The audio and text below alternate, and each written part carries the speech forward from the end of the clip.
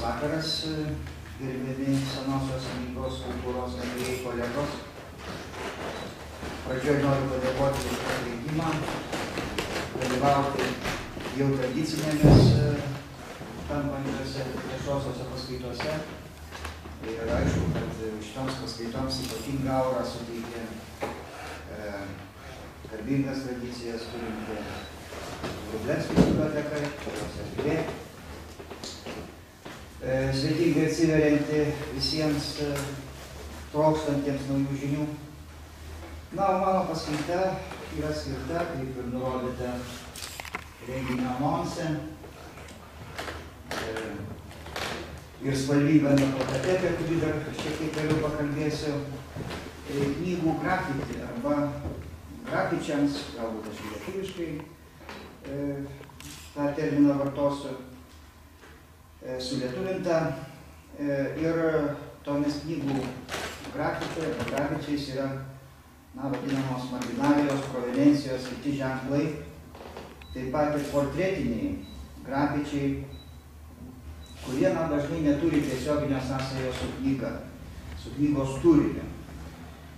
Šitoj paskaitoj aš vis tik neapsiribosiu tik tais neturinčiais sąsajų su knygos turinio ženklais, nes, apeiti tos problemos, kokia čia gali būti sąsaja, apeiti šitą problemą tikrai sunkiai pavyksta. Dar vienas dalykas, ką pradžioje noriu pasakyti, tai plunksnos mėginimas. Vėlgi vartojamas terminas čia šitos paskaitos pavadinime. Tiksliau anonse buvo vartojamas tas terminas. Tai vėlgi tie plunksnos mėginimai tai yra tik tai menka dalis labai didelio plataus knygų, marginalijų, grafičių pasaulio. Nors čia iškart reikia pažymėti, kad dažnai knygose matome tokius įrašus įvairiom kalbom, senąją rusėnų kalba, opitaju pira, gudiškai arba prūba piūra lenkiškai. Ir vėlgi tai rodo, kad to meto žmonėms tas klausimas turėti gerą plunksną, rašyti gerų rašalų buvo tikrai aktualus ir jie dažnai, sakykime, pamėgindavo tą plunksną ir už to mėginimo atsirasdavo tikrai įdomių paveikslėlių arba įrašų. Vėlgi, apie tai aš šiek tiek pakalbėsiu. Ir dar galbūt dėl pačių grafiti. Jau buvo minėta, pristatant paskaitą, kad vis tik grafičiai tai yra daugiau, sakykime, su epigrafika, su inskripcijomis, su inskripcijų tyrimais, taip susijusi sritis.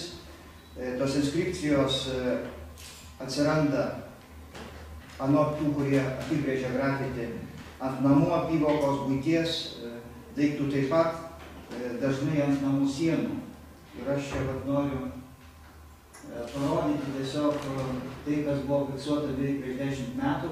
Čia mūsų komunikacijos fakulteto studentai atliko tokį tyrimą ir iš tikrųjų dar kartą peržiūrėjau tą kolekciją, tai iš karto tokią sąsają galima išvesti su šios dienos renginio plakatu, kuris irgi yra parengtas, sakykime, su aliuzija į tuos visokius grafiti, kurių gausu didžiuosiuose Lietuvos miestuose. Taip, yra tam tikros komandos, kurios varžosi šitame mene. Arba paskutinė, sakykime, grafiti, tik dabar pamačiau, kaip matot, yra užfiksuota knyga. Taip, tai dar, sakykime, vienas yra kažkokiais tyrimams. Ir štai plakatas, akivaizdu, kad mes matome tam tikrų sąsajų. Ačiū rengėjams, kurie sumanė šitą renginį ir padarė tokį gražų plakatą. Pirmoji paskaitos daly gal daugiau, sakykime, teoriškai,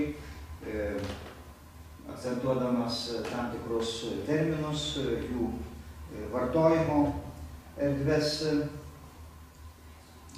Tuo tarpu antroji daly, pristatysiu konkrečius atvejus tų vadinamų knygų grafiti, parodysiu naujus kažkokius dalykus, kurie atsirado, kuriuos pavyko nustatyti, vykdant 3 metų nacionalinį mokslo projektą Lietuvos ekodokumentinis paveldas. Tai čia iškart noriu pasakyti, kad akivaizdu, jog visas marginalijų pasaulis ir ekodokumentika, tai yra autobiografinė raštė arba memoristika, kaip anksčiau buvo vadinama, turi taip pat labai daug sąsajų, apie tai irgi trumpai savo paskaitoj, sakykime, pakalbėsiu, užsiminsiu. Taigi pirmas klausimas būtų,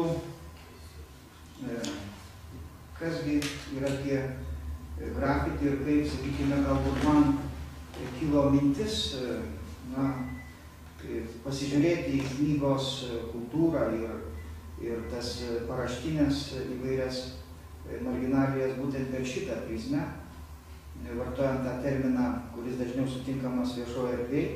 Iškart noriu pasakyti, kad tie tyrimai buvo išprovokuoti susitikimo su labai charizmatiška asmenybė, italų mokslininku ir menininku Giuseppe Cevola. Jisai yra dirbęs ilgą laiką Neapolio archyve ir parengė knygą, kurioje suregistravo nuobodžiaujančių archyvistų paliktus tuose archyviniuose dokumentuose bylose įvairius įrašus, tepliones, kurie, sakykime, itališkai yra vadinami skarabokijo.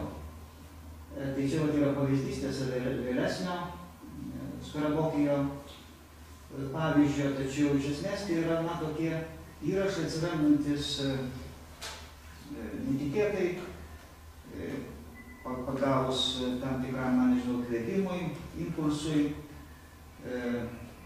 Ir siejo Cevola šitos skarabokijo, bent jau tų senųjų archyvistų paliktus, su tokia nuobodybės kultūra, yra vartojami terminai nerimo malonumas, netgi knygos pavadinime, kurį jis išleido, štai čia yra ta knyga, ją čia lydinoja, kad tie įrašai yra palikti nesąmoningai, ir galiausiai, matyt, daug ką pasako pats terminas skarabokijo, tai terminas kilęs iš mums visiems žinomo Vabalo Skarabėjaus pavadinimo, kuris šliaužioja labai neaiškia trajektorija, taigi ir tie piešinukai įrašai irgi yra, sakykime, tokie. Anglai iš esmės irgi turi tokį terminą, tai yra doodles. Ir tyrimai susiję su panašiais įrašais ir piešinukais yra žinomi. Keletą žodžių galbūt apie tą Neapolio miestiečių archyvistų kasdienybę, kasgi ten buvo vaizduojama, sakykime, nedraugiško viršininko portretas arba Neapolio miestiečių kasdienybė, peilių mūšiai. Čia matysime, paskui aš parodysiu panašių, sakykime, marginalijų, religinės temos įvairios, archyvo tarnautojų svajonės, vizijos, yra ir meniškų šaržų tose teplionės ir panašiai. Taigi, sakykime, ir Cevola daro išvadą, kad tai yra, sakykime, tokios vaizduotės iškrovos, aš čia pavartojau žodžio kūrybinės iškrovos, kartais galbūt jos gali būti pavadintos ir intelektinė kažkokia iškrova.